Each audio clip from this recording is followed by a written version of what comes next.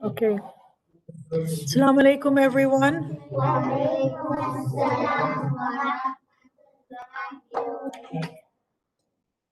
And welcome to tonight's majlis in the children's program. So tonight is the which night of Muharram? The Sakina? Better not put up your hand if you don't know, because you might get cold. Okay, let's ask Yusuf. The 13th night, okay? All right. So today is the 13th night, and let's just begin by doing a little bit of keyword revision. So you remember some of the, let's see if we can remember some of the keywords. Let's talk about the titles of Bibi Zainab. Okay, Sakina, tell me one title. Very good. And do you remember what that means? Or maybe someone else can help us. Akila to Bani Hashim. Yes, Arman. Very good. Okay, another title, Amina? Alima. And what does Alima mean? A scholar. Okay, and Alima Ghair Muallam is the full title, which means the knowledgeable one who didn't have a teacher. Okay, another title, do you remember another one? Oh, okay, well, just keep one on and don't worry about the other one at this point. Maybe you just hold it. Okay, yes. There was a title called The Mother of Tragedies. What was the Arabic for Mother of Tragedies? Yes, Amina. Thank you. Ummul Sakina? Starts with Ma. Do you know? Do you? Ummul Masa'ib. Okay, well done. So those were the titles of Bibi Zainab. What were the titles of Imam Zainul Abidin that we learned? Zainab, tell me one. Sajjad, and what does that mean? Person who does a lot of sajda. And another title, Shayan? And what does that mean?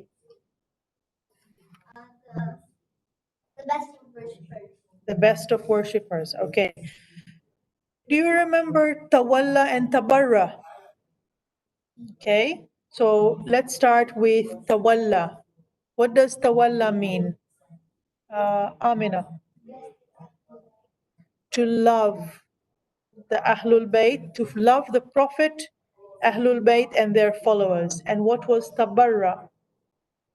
Okay, Arman?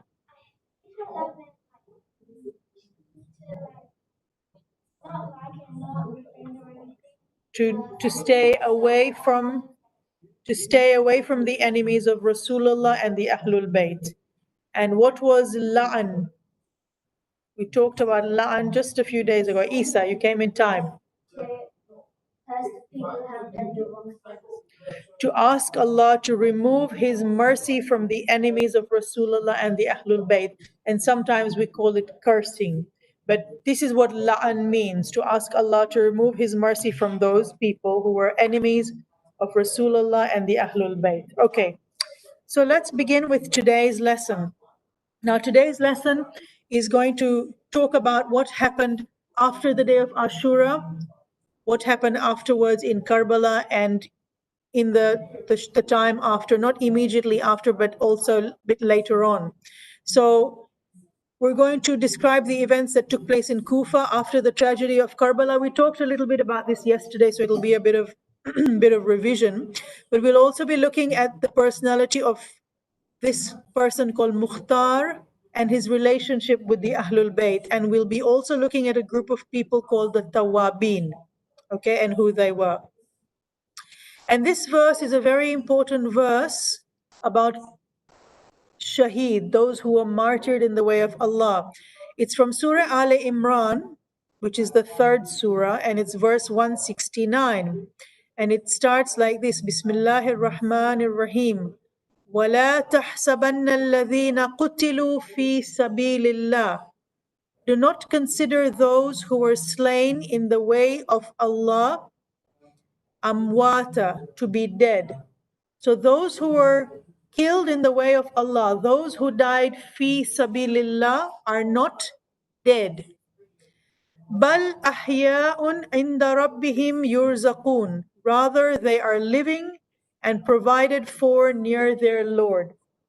So when someone is a shaheed, that person is not considered dead, but they're always living and they are provided for near their Lord. Okay, so their memory is always alive. In this, Imam Hussein is a very good example of this, because we have never forgotten Imam Hussein.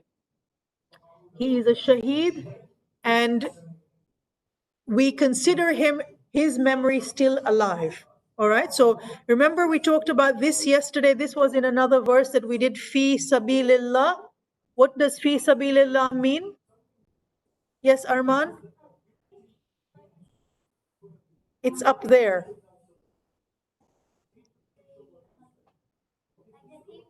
Here. Can you see my cursor? In the way of Allah. So that's fi sabilillah. Okay? And remember I told you that when you do something, you can also do a good deed or an act of charity or anything that you do that is helpful to someone or being kind. You could do that fi sabilillah. So you could have that as your intention, that I am doing this because I am doing it for the pleasure of Allah or to become closer to Allah. And also teaching. Oh, okay. So what are the keywords for today? The one keyword for today is tawabin. The tawabin was a group of people who said that they would take revenge for the death of Imam Hussein. They would avenge Imam Hussein.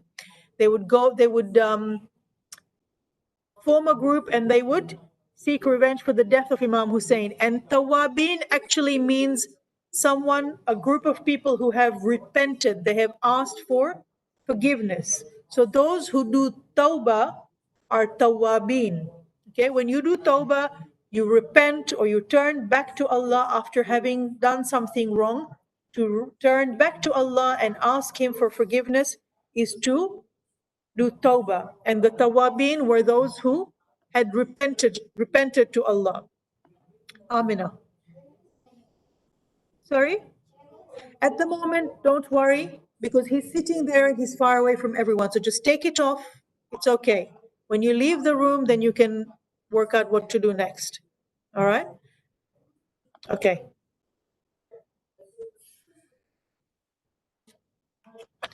So we talked a little bit about what happened straight away on the day after the day of Ashura in Karbala. We said that the Ahlul Bayt were taken as captives by Umar Saad and his army. Umar Saad was the commander of Yazid's army, and he was responsible for what took place in Karbala. Umar Saad took all the families of Imam Hussein and the companions to Kufa. Remember, the women and the children and Imam Zainul Abidin were all tied up in ropes and chains, and they were dragged. They were taken on foot or on the backs of camels, which didn't have saddles. So it was a very difficult journey for these women and children and Imam Zainul Abidin. And once they got to Kufa, Ibn Ziyad, who was the governor of Kufa, gave all the people a public holiday. He said, you can got the day off work. I want you to come and see these prisoners. He asked for the city to be decorated with flags and banners, so that they would celebrate the defeat of some rebels or people who had gone against Yazid. He said that those people had threatened to attack the city. So many of the people of Kufa believed what Ubaidullah said, because he was the governor and he was a very powerful and cruel man. And they lined up in the streets because they had a holiday, and they were ready to make fun of the prisoners or the captives who were going to be coming in. When it turned out that this was the family of Rasulullah who started walking towards Ubaidullah's palace, they were all tied up in chains. The Kufans at first didn't realize who the prisoners were, and they started to hiss and insult them. But then there were others who saw the state of these women and children was very tragic, and it was very sad, and they felt sorry for them, they felt pity for them. And yet other people of Kufa, some of the other people of Kufa, when the heads started being paraded on spears, they began to recognize, this is the head of Imam Hussein, this is the head of someone that they may have recognized. Maybe when they saw the head of Hazrat Ali Akbar, they may have thought of Prophet Muhammad, because Hazrat Ali Akbar looked exactly like the Prophet. So slowly these people of Kufa began to realize that what they had done was not the right thing. This was the Ahlul Bayt that was coming through. And in this way, the families of the Shuhada of Karbala were humiliated on the streets of Kufa and Sham, but because of these simple things where people began to feel sorry for the ladies and children, or they began to recognize who they were, or because of the fact that Bibi Zainab and Imam Zainul Abidin were constantly telling people who they were. They were the family of Prophet Muhammad. Imam Hussein was the grandson of Muhammad, and so on, giving lots of speeches and sermons and khutbahs. The people of Kufa began to realize that they began to feel remorse. They began to realize they had made a mistake, and they felt guilty that they had invited Imam Hussein, said they would support him, and then they betrayed him. And at this point, the people of Kufa were almost at that point where Ibn Ziyad was scared that they would change their mind and they would revolt against him. So he decided to send them to Damascus. What's the Arabic name for Damascus? Sakina? No, they're leaving Kufa and they're going to Damascus. Yes, Zaina. Sham.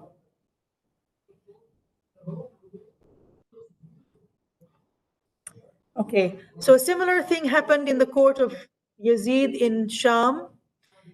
Both Bibi Zainab and Imam Zain al-Abidin showed through their eloquence and their speeches and the knowledge that they had of Ahlul Bayt and the Quran, they began to talk about the reality of what had happened in Karbala. And again, they commanded attention and respect from the people in the court of Yazid. And eventually Yazid decided that he was going to imprison them so that they would stop talking. He put them away in hiding so that people would not see them again and they would not be able to talk too much about the truth. Now, some of the historical events of the tragedy of Karbala reached us through the efforts of Mukhtar.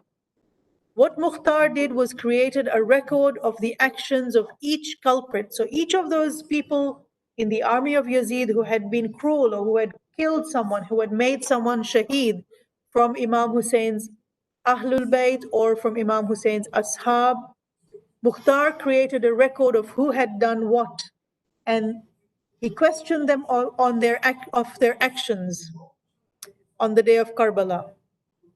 Now we're going to find out who exactly Mukhtar was. Let's look from here. When Imam Hussein sent Muslim ibn Aqil to Kufa, this was the previous year, remember? When the people of Kufa had sent Imam Hussein many thousands of letters of support, Imam Hussein sent Muslim ibn Aqil to Kufa as his representative. It was the year 60 after Hijrah. Do you remember how Imam Hussein and Muslim ibn Aqil were related to each other? They were cousins. Imam Hussein's father, Hazrat Ali, and Hazrat Muslim's father, Aqil, were brothers. So Hazrat Ali and Aqil were brothers, and Imam Hussein and Muslim were cousins. But Muslim was also very close to Imam, and Imam trusted him. That's why he sent Muslim to Kufa. Mukhtar was the first person to pay allegiance to the Imam. He was the first person who told Muslim, I am going to support Imam Hussein. Mukhtar was highly respected amongst people. He was known for many things like his generosity, his ambition, his bravery, and most importantly, his devotion to the Ahlul Bayt. He was also very careful of the rules of battle, and he was very discreet in planning his course of action. So he was making a plan, but he was also very discreet, and he kept things to himself. He didn't tell everyone, this is what I'm going to do, this is what's going to happen. He kept information to himself. Muslim ibn Aqil stayed at Mukhtar's house in Kufa. The Shias of Kufa who had sent letters of support to Imam Hussein, who said they would support him, they began to come and meet Muslim at the house of Mukhtar, and they began to pledge their allegiance one by one to Imam Hussein through Muslim ibn Aqil. And what Mukhtar did, because Muslim was there, Mukhtar left Kufa and went to travel to the surrounding villages to gather more supporters for Imam Hussein. But then, remember, Ibn Ziyad started finding out that the Kufans were planning to support Imam Hussein and turn away from Yazid. So what he started to do was to threaten people, to bribe them, to frighten them, and he started putting some restrictions on the Muslims. So it meant that the Shias who were going to meet Muslim had to start doing that in secret. And eventually what happened was, because of all the threatening that Ibn Ziyad was doing, and because of all the bribing and that sort of thing, all these tactics that Ziyad was doing, slowly the numbers of the Muslims who started gathering to meet Muslim ibn Aqil kept getting smaller and smaller because of the threats of punishment and the rumors that Ibn Ziyad was spreading. So by the time Mukhtar returned to Kufa, he was arrested. And in the meantime, he was imprisoned, and Muslim ibn Aqil was left alone because Mukhtar was in prison, Muslim was alone, and the Shias who were afraid of Ibn Ziyad, and they began to leave the side of Mukhtar and Muslim and Imam Hussein. Whilst the tragedy of Karbala was taking place in 61 AH, 61 after Hijri in Muharram, Mukhtar was still in prison, so he wasn't able to go and help. And Ibn Ziyad had also put a lot of restrictions, so people could not leave Kufa to go to Karbala, even if they wanted to support Imam Hussein. Remember, one person managed to get away from Kufa. Who was that? It was Habib ibn Mazahir. Perhaps, but Habib ibn Mazahir was a old school friend. Well, I say school friend, I'm not sure if they were school friends, but a childhood friend of Imam Hussein. And Imam Hussein had written a letter to Habib saying that I am in trouble and I need you. And Habib somehow managed to escape from the restrictions that Ibn Ziyad had placed on the borders of Kufa, and Habib was able to reach Karbala in time to help Imam Hussein. Okay, so after Mukhtar's release, having seen what had happened to Imam Hussein in Karbala, because the numbers were quite small of Imam Hussein's caravan, Mukhtar began to work very hard to continue the message of Imam, reforming the society, but also he wanted to bring the killers of Imam Hussein to justice. Okay. The aims of Mukhtar's revolution were as follows. Mukhtar wanted to follow the Quran and the Sunnah of Rasulullah. He wanted to take revenge on the killers of Imam Hussein. So that was Yazid and the Umayyads. He wanted to fight against those who had broken the laws of Allah, and he wanted to defend the weak against the strong. After the incident and tragedy of Karbala, and through the speeches of Bibi Zainab, Imam Zainul Abidin, the Muslim population were very unhappy with Yazid and his government, because they began to realize that Yazid was not a good leader, he was a cruel leader, and above everything, he was not a good Muslim, and that he shouldn't be their leader. And different groups began to rise up for very different reasons. Some people wanted to take power and control, others wanted to avenge the death of Imam Hussein, and some wanted to, go back to the values of Rasulullah, but some of them also just wanted to make the most or take advantage of the fact that the leadership was in trouble and there wasn't one proper leader. People were, unsettled. The government was unstable. So after some years of putting himself with all the different groups and planning for a revolt, planning for a revolution, Mukhtar finally gained enough support and revolted in the year 66 after Hijri. How many years after the tragedy of Karbala was that, Zainab? 5 years. So the day of Ashura was in the 61 after Hijri. Mukhtar finally took revenge for Imam Hussein's death 5 years later in 66 after Hijri. People joined Mukhtar because his aims were sincere, as was his character. Mukhtar didn't want power. He didn't want leadership. He wanted to take revenge for the death of Imam Hussein. Remember, these were the aims of his revolution. He wanted to follow the Quran and the Sunnah of Rasulullah. He wanted to defend the weak against the strong. He wanted to fight against those who had broken the laws of Allah, like the Umayyads and Yazid.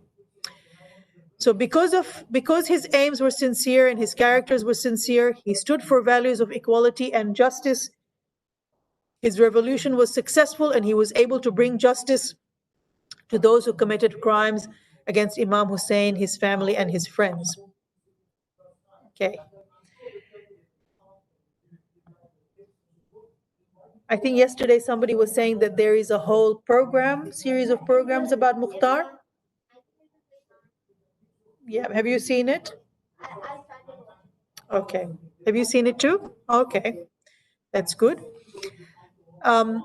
So then there was this other group of people called Tawabin. Now remember what I said, Tawabin? What does Tawabin mean? It means those who were repenters. They asked for forgiveness. They realized they had made a mistake and they asked for forgiveness. But they were the group of people who decided also to take revenge for the death of Imam Hussein.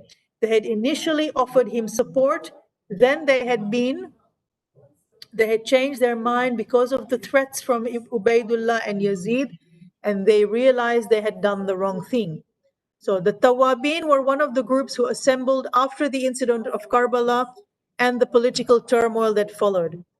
There were Shias who were not able to reach Karbala because of restrictions from Ibn Ziyad's army, and they felt very sad. They wanted to rectify that by repenting and taking revenge on the killers of Imam Hussein and his companions. And they began to assemble or gather together secretly as well, shortly after the tragedy of Karbala, under a leader called Suleiman ibn Surad. Suleiman ibn Surad was the first person to invite Imam to Kufa, but then he had failed to support Imam. So Suleiman ibn Surad was chosen to be the general leader of the Shias in Kufa. The Tawabin included, so who made up the Tawabin? There were many different groups of people. There were some people of Kufa who had written letters to Imam Hussein asking for his help, and they had said that they would be loyal to Imam Hussein and they would support him, but then because of Ibn Ziyad's restrictions for traveling and so on, they were unable to reach him. Okay, and then because they feared for their lives, they didn't follow through and find a way out. Remember Habib ibn Mazahir, in spite of the restrictions of coming out of Kufa, he managed to find a way to escape from Kufa and go to Karbala. But by and large, a lot of Kufans who had pledged support to Imam Hussein, as soon as Ibn Ziyad started putting down all the rules and the threats and so on, they got scared for their life and they decided to stay where they were instead of finding a way to go and help Imam Hussein. Some of the people who were in Tawabin were those who had accompanied Imam on his journey to Karbala, but then they started leaving before they reached Karbala. So they left Imam Hussein as the situation became worse. There was someone called Hamid ibn Muslim who was sent by Ibn Ziyad as a scribe on the plains of Karbala. Now this is the person that on the day of Ashura we were told about someone called Hamid. You remember? Were you telling me, Shayan? About I think so. It was either Shame Ghariba, he was the man who met Sakina or the children. Yeah. So that person was Hamid. Perhaps it's the same Hamid. Hamid ibn Muslim had been sent by Ibn Ziyad as a scribe, someone who was like a journalist who was writing down the story of what had happened. Hamid refused to fight because he said he was only in Karbala to write down what had happened. So he was on, I'll come to you in a minute. Okay.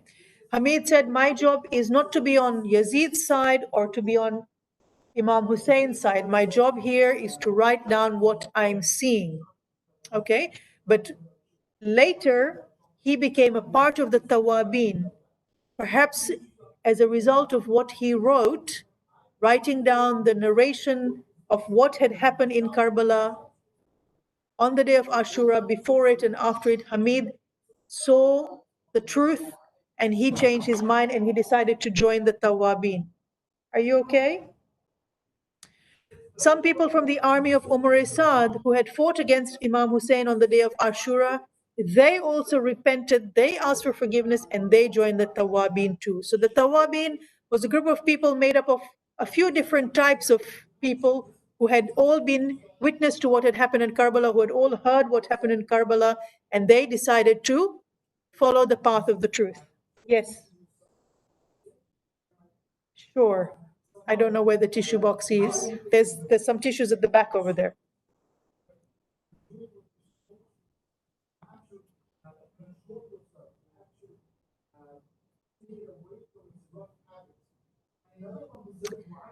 Okay, there's an activity here.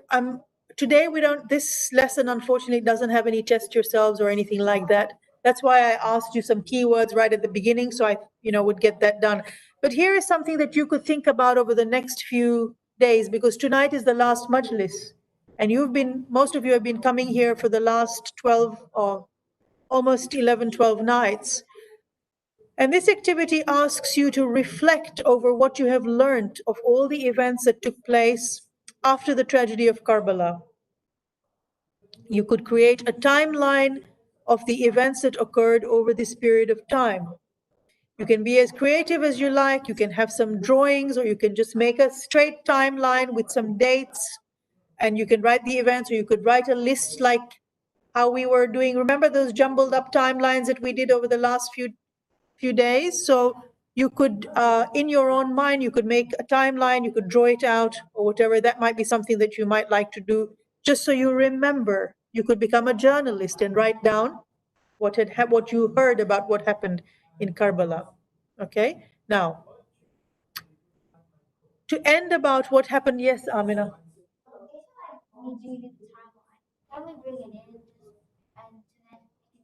Sure. I've put your poem up. Did you see it? I've put your poem up as well. So yes, if you did a timeline, make sure that your mom or dad has a look at it, and then you can bring it in when you come next. All right? Okay, so what happened to the Tawabin? Remember we said that Yazid died 3 years after Imam Hussein's death in Karbala. So the tragedy of Karbala took place in the year 61 after Hijrah. Yazid died in 64 after Hijrah. Mukhtar took his revenge in 66 after Hijrah. This Tawabin, when Yazid died, they saw an opportunity to rise up and revolt, and their leader Suleiman ibn Surad urged them to hold off, to wait, avenging the death of Imam Hussein, and use the time to promote their political cause instead, hoping that more people would join.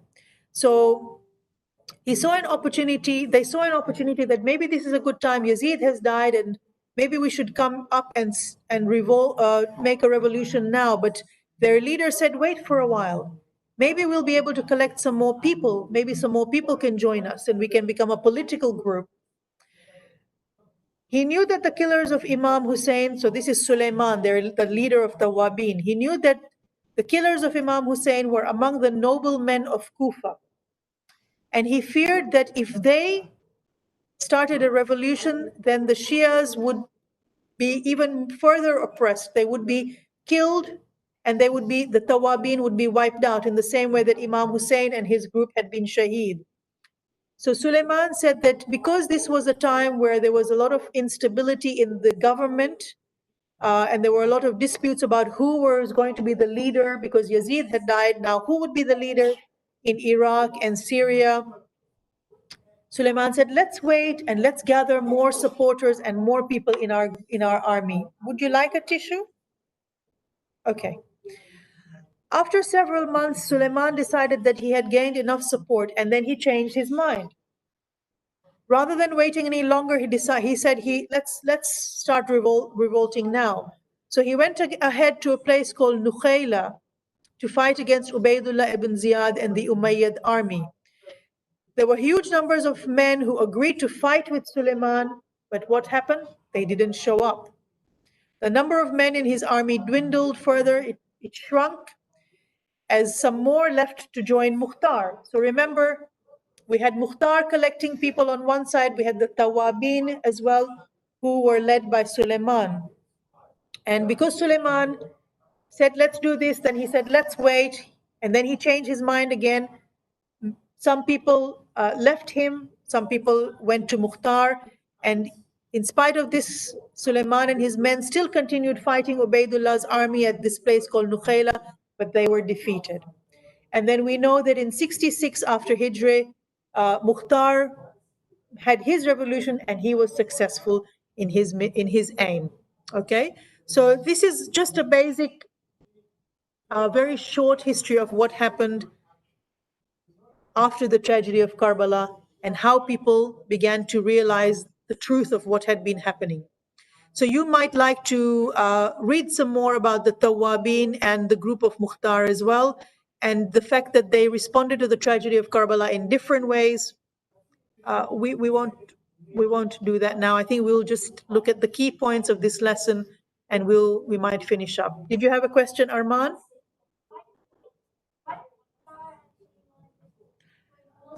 Well, that's a good question, and one that I don't have an answer for. Maybe you could look that up. Maybe you could do some more research into that. Okay, that's a very good question. After the tragedy of Karbala, the families of Imam Hussein and his companions were paraded through the streets of Kufa and Damascus, and then they were imprisoned on the order of Yazid. Mukhtar al-Thaqafi was a brave and generous and ambitious man, but he was also a very loyal lover and follower of the Ahlul Bayt. Mukhtar led the revolution that succeeded in bringing justice to those who committed the crimes against Imam Hussein, his family, and his friends. It was the year 66 after Hijrah. And the Tawabin were a group who assembled after the incident of Karbala.